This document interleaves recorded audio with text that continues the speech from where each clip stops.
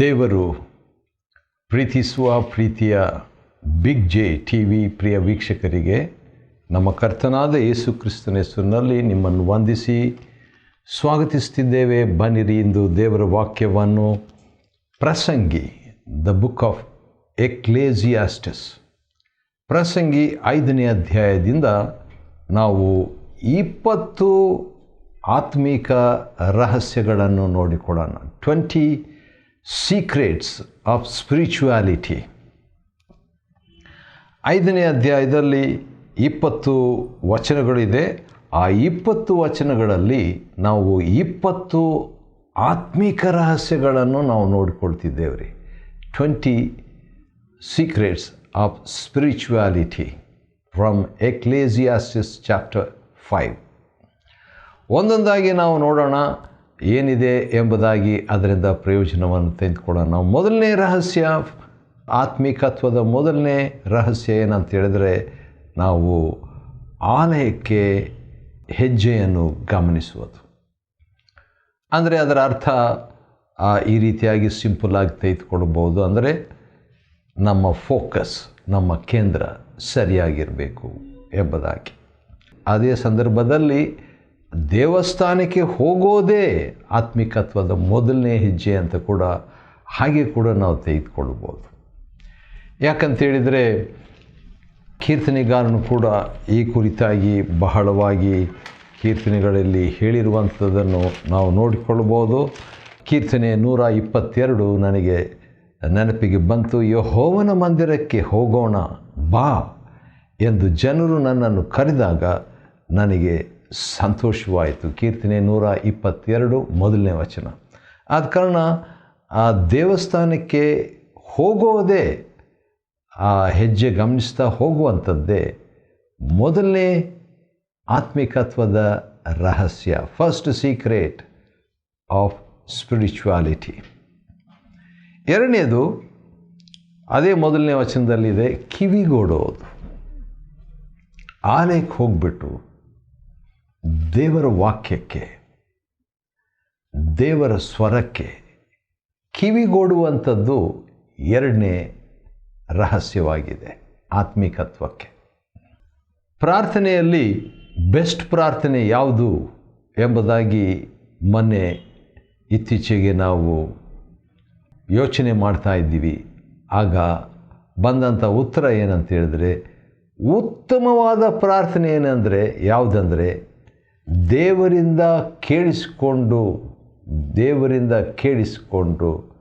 ದೇವರಿಗೆ ಬಾಯಿಂದ ಮಾತನಾಡುವ, ಹೇಳುವ, ಕೇಳುವ, ಬೇಡುವ ಪ್ರಾರ್ಥನೆ ಉತ್ತಮ ಪ್ರಾರ್ಥನೆಗಳಲ್ಲಿ ಒಂದು. ಆದರೆ ಸಾಮಾನ್ಯವಾಗಿ ದೇವರಿಂದ ಕೇಳದೆ ನಾವು ಮಾತಾಡ್ತೀವಿ. ಅದು ಒನ್ ವೇ ಟ್ರಾಫಿಕ್ ಅಂತ ಹೇಳ್ತಾರಲ್ಲ, ಒಂದು ಕಡೆ ಮಾತ್ರ ನಾವು ದೇವರ ಹತ್ರ ಮಾತಾಡ್ತೀವಿ. ಮೊಬೈಲ್ ಮಾತನಾಡುವಾಗ ಯಾವಾಗಲೂ ಒಂದು ಕಡೆಯೇ ಮಾತಾಡಲ್ಲ, ನಾವು ಕೇಳಿಸ್ಕೊಂಡು ಮಾತಾಡ್ತೀವಿ. ಪ್ರಾರ್ಥನೆ ಕೂಡ ಹಾಗೆ ಇರಬೇಕು. ಆದರೆ 99% ಪ್ರಾರ್ಥನೆ ಹಾಗಿಲ್ಲ. ಆತ್ಮಿಕತ್ವದ ಎರಡನೇ ರಹಸ್ಯ ಏನು, ಸೆಕೆಂಡ್ ಸೀಕ್ರೆಟ್ ಆಫ್ ಸ್ಪಿರಿಚುಯಾಲಿಟಿ ಏನಂತ ಹೇಳಿದರೆ, ದೇವರಿಂದ ಕೇಳಿಸ್ಕೊಳ್ಳುವಂಥದ್ದು, ಕಿವಿಗೊಡೋದು ಲೇಸು. ಮೂರನೇದಾಗಿ 2ನೇ ವಚನದಲ್ಲಿ ಪ್ರಸಂಗಿ ಎಕ್ಲೇಸಿಯಾಸ್ಟಸ್ ಚಾಪ್ಟರ್ 5 ವರ್ಸ್ 2 ಅದೇನೆಂದರೆ, ಬಾಯಿ ದುಡುಕಬಾರ್ದು. ಪ್ರಾರ್ಥನೆಯಲ್ಲಿ ಏನೆಲ್ಲಾದರೂ ಮಾತಾಡ್ಬಿಡಬಾರ್ದು. ನಾನು ಕೂಡ ಈ ಮಾತನ್ನು ತೆಗೆದುಕೊಳ್ಳಲಿಕ್ಕೆ ಇಷ್ಟಪಡ್ತೇನೆ. ದೇವರ ಸನ್ನಿಧಾನದಲ್ಲಿ ಮಾತನಾಡುವಾಗ ಏನಂದರೆ ಅದು ಮಾತಾಡಬಾರ್ದು, ಯಾರ ಬಗ್ಗೆ ಆದರೂ ನಾವು ಮಾತಾಡಬಾರ್ದು. ಪಂಜಾಬ್ನಲ್ಲಿ ಒಂದು ಸಾರಿ ಪ್ರೇಯಿಂಗ್ ಹೈಡ್, ಜಾನ್ ಹೈಡ್ ಎಂಬಂಥ ಮಹಾಭಕ್ತರು, ಪ್ರಾರ್ಥನೆಯ ವ್ಯಕ್ತಿ, ಆ ವ್ಯಕ್ತಿ ಒಂದು ಸಾರಿ ಪ್ರಾರ್ಥನೆ ಮಾತನಾಡ್ತಾ ಸ್ವಾಮಿ ಅಂತ ಸೇವಕರು ಇದ್ದಾರಲ್ಲ ಅವರು ಅಂತ ಅವರ ವಿಷಯದಲ್ಲಿ ಏನೋ ದೂರು ಹೇಳಲಿಕ್ಕೆ ಪ್ರಾರ್ಥನೆಯಲ್ಲಿ ಪ್ರಯತ್ನ ಮಾಡುವಾಗ ದೇವರು ಅವರ ಬಾಯಿಯನ್ನು ಮುಚ್ಚಿಸಿ, ನನ್ನ ಸೇವಕನ ಬಗ್ಗೆ ನೀನು ದೂರು ಹೇಳಬೇಡ ಪ್ರಾರ್ಥನೆಯಲ್ಲಿ ಎಂಬುದಾಗಿ ದೇವರ ಆತ್ಮನು ಹೇಳಿದ ಮಾತನ್ನು ಕೇಳಿ ಪಶ್ಚಾತ್ತಾಪಪಟ್ಟು ಪ್ರಾರ್ಥನೆಯನ್ನು ಬದಲಿಸಿಕೊಂಡ್ರಂತೆ. ಸರಿ, ಬಾಯಿ ಬಗ್ಗೆ ಆಯಿತು. ಆತ್ಮಿಕತ್ವಕ್ಕೆ ಬಾಯಿ ಭಾಳ ಇಂಪಾರ್ಟೆಂಟ್, ಪ್ರಾಮುಖ್ಯವಾದದ್ದು.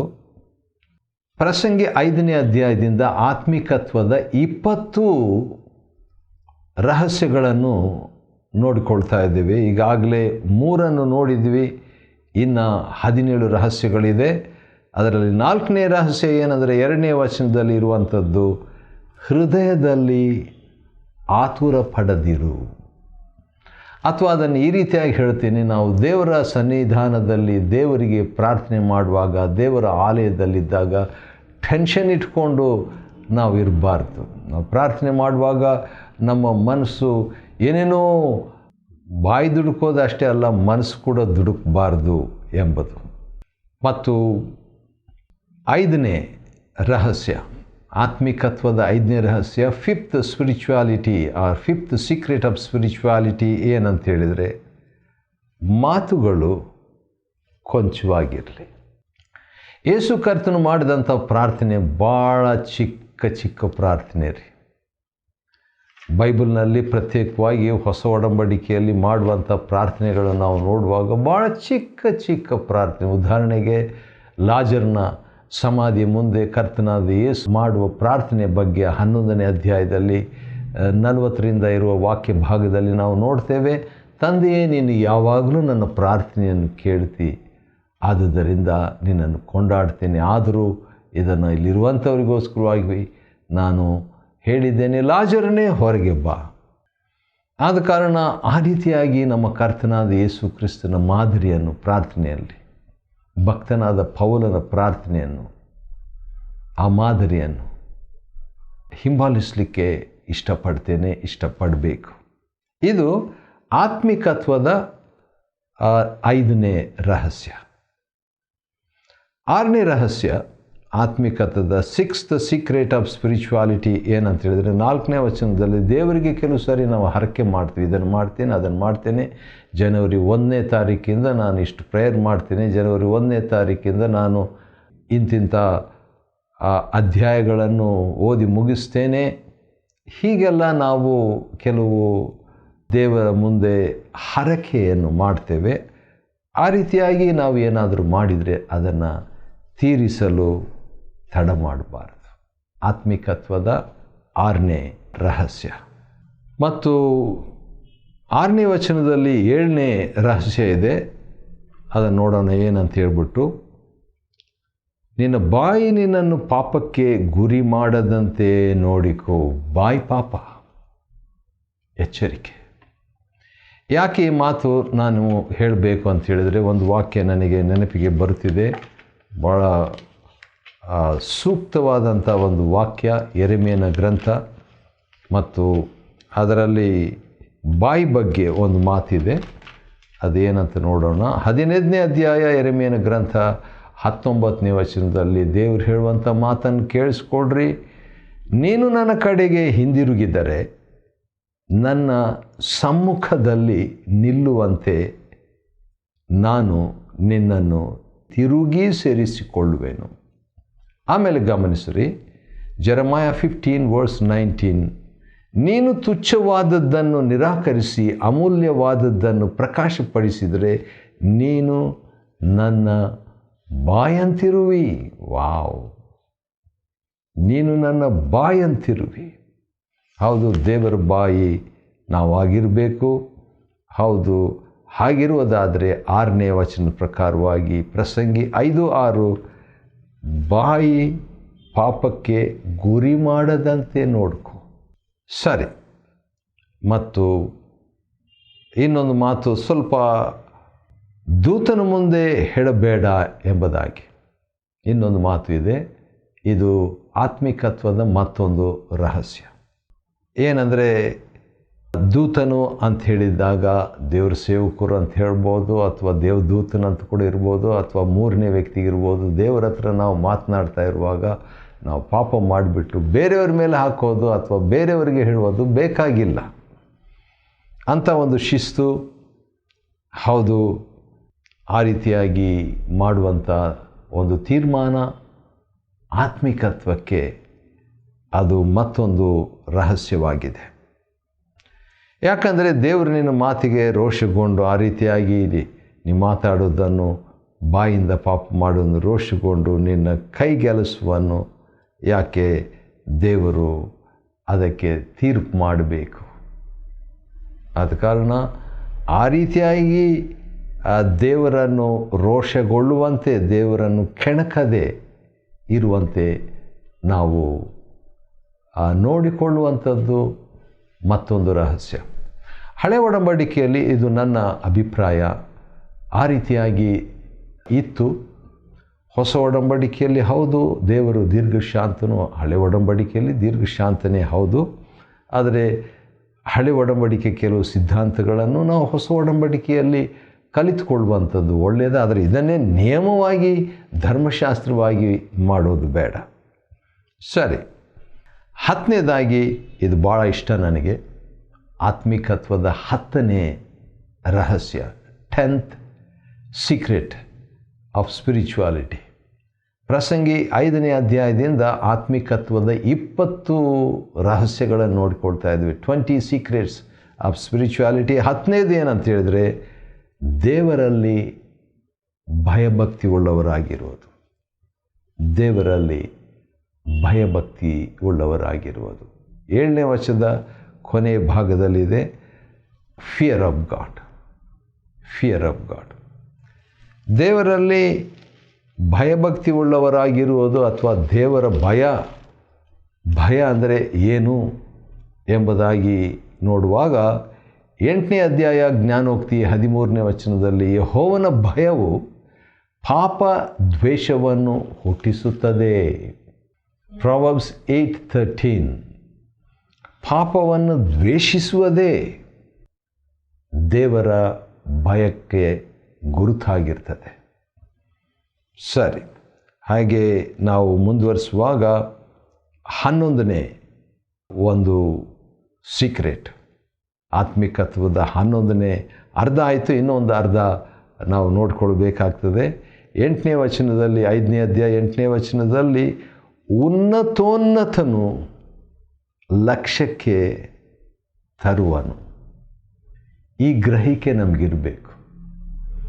ದೇವರು ಗಮನಿಸ್ತಾನೆ, ದೇವರು ಲಕ್ಷ್ಯಕ್ಕೆ ತರ್ತಾನೆ, ದೇವರು ಸ್ಪಷ್ಟಪಡಿಸ್ತಾನೆ, ದೇವರು ಎಕ್ಸ್ಪೋಸ್ ಮಾಡ್ತಾನೆ ಎಂಬಂಥ ಒಂದು ಗ್ರಹಿಕೆ. ಹೌದು, ಇದು ಇನ್ನೊಂದು 12ನೇ ರಹಸ್ಯ ಏನಂದರೆ, ಆ ಹಿಂಸಕರಿಗಿಂತ ಮಹೋನ್ನತನು ಇದ್ದಾನಲ್ವ. ಒಂದು ವೇಳೆ ಈ ಹಿಂಸಕರ ಅಂತ ಹೇಳಿದಾಗ ಅಕ್ಷರಿಕ ವೈರಿಗಳೇ ಆಗಿರ್ಬೋದು, ಅಥವಾ ದುರಾತ್ಮಗಳೇ ಆಗಿರ್ಬೋದು, ಅಥವಾ ನಮ್ಮಲ್ಲಿರುವಂಥ ಆಶಾಪಾಶಗಳು, ಕೋಪ, ಮೋಹ, ಕ್ರೋಧ, ಹಣದಾಶೆ, ಗರ್ವ, ಇವುಗಳಿಗಿಂತಲೂ ಮಹೋನ್ನತನು. 1 ಯೋಹಾನ 4:4. ಈ ಲೋಕದಲ್ಲಿ ಇರುವಾತನಿಗಿಂತಲೂ ನಮ್ಮಲ್ಲಿರುವಾತನು ದೊಡ್ಡವನು. ಆದ ಕಾರಣ ಮಹೋನ್ನತನು ಇದ್ದಾನಲ್ಲವಾ ಎಂಬಂಥ ಗ್ರಹಿಕೆ ಕೂಡ ಆತ್ಮಿಕತ್ವದ ಇನ್ನೊಂದು 12ನೇ ರಹಸ್ಯವಾಗಿರ್ತದೆ. ಮತ್ತು 13ನೇ ರಹಸ್ಯ, ಆತ್ಮಿಕತ್ವದ 13ನೇ ರಹಸ್ಯ 5ನೇ ಅಧ್ಯಾಯ ಪ್ರಸಂಗಿಯಲ್ಲಿ ನಾವು ನೋಡುವಾಗ, ಲೋಕದಲ್ಲಿ ಯಾವುದೋ ಒಂದು ದುರ್ದಶೆಯನ್ನು ಈ ಪ್ರಸಂಗಿ ನೋಡ್ತಾನೆ. ಏನದು? ಆಸ್ತಿವಂತನು ತನ್ನ ಆಸ್ತಿಯನ್ನು ಕಾಪಾಡುವುದರಲ್ಲೇ ಕೊರಗ್ತಾ ಇರ್ತಾನೆ. ಆ ಆಸ್ತಿಯು ವ್ಯರ್ಥ ಪ್ರಯತ್ನದಿಂದ ಹಾಳಾಗುವುದು. ಅವನಿಗೆ ಮಗನಿದ್ದರೆ ಏನಾಗ್ತದೆ?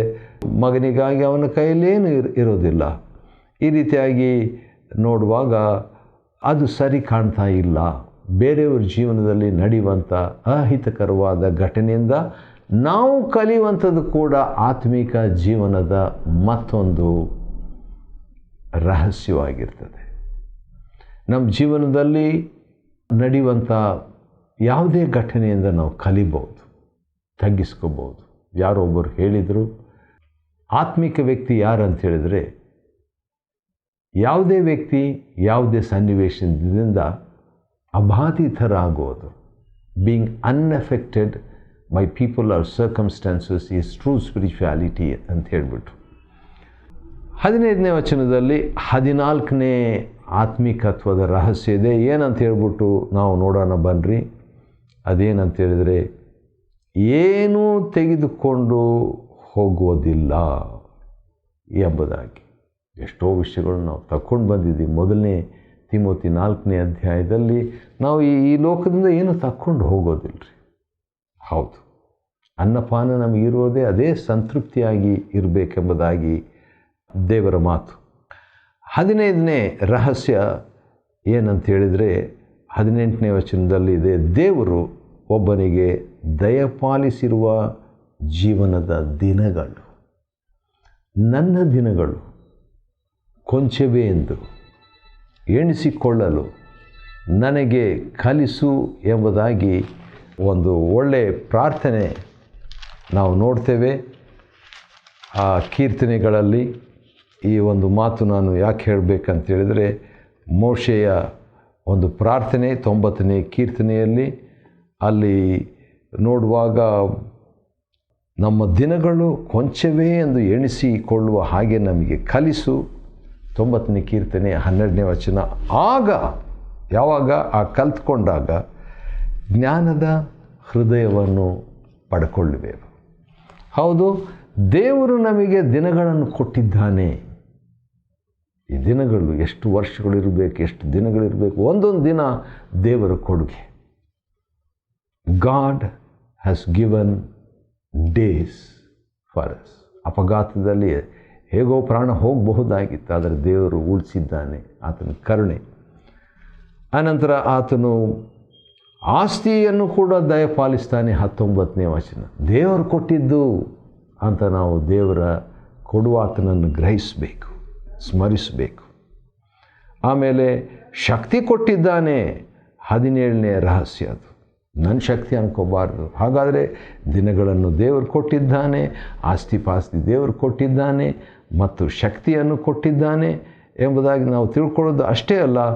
ಹೌದು, ಜೀವಮಾನದ ದಿನಗಳು ಹೆಚ್ಚಾಗುವಂಥದ್ದು ದೇವರು ಕೊಟ್ಟಿದ್ದಾನೆ. 18ನೇ ರಹಸ್ಯ, ಹೃದಯದಲ್ಲಿ ಆನಂದ.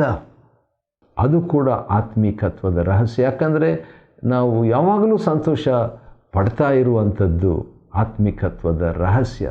ದುಃಖ ಬೇಸರದಿಂದಿದ್ದರೆ ನಾವು ಆತ್ಮಿಕರಾಗಲಿಕ್ಕೆ ಸಾಧ್ಯ ಇಲ್ಲ. ಕೊನೆಯದಾಗಿ, ಇದನ್ನೆಲ್ಲ ಯಾರು ಮಾಡಿದ್ದು ಹೃದಯಾನಂದದಲ್ಲಿ ಮಗ್ನನಾಗಿರುವಂತೆ ದೇವರು ಮಾಡಿದ್ದಾನೆ. ವಾವ್! 5ನೇ ಅಧ್ಯಾಯ 20ನೇ ವಚನ ಪ್ರಸಂಗಿಯಲ್ಲಿ ಇದನ್ನು ದೇವರು ಮಾಡಿದ್ದಾನೆ, ಇದನ್ನೆಲ್ಲ ದೇವರು ಮಾಡಿದ್ದಾನೆ. ಹಾಗಾದರೆ ಆತ್ಮಿಕತ್ವದ ಕೇಂದ್ರ ವ್ಯಕ್ತಿ ದೇವರು. God is the focus of spirituality, central person.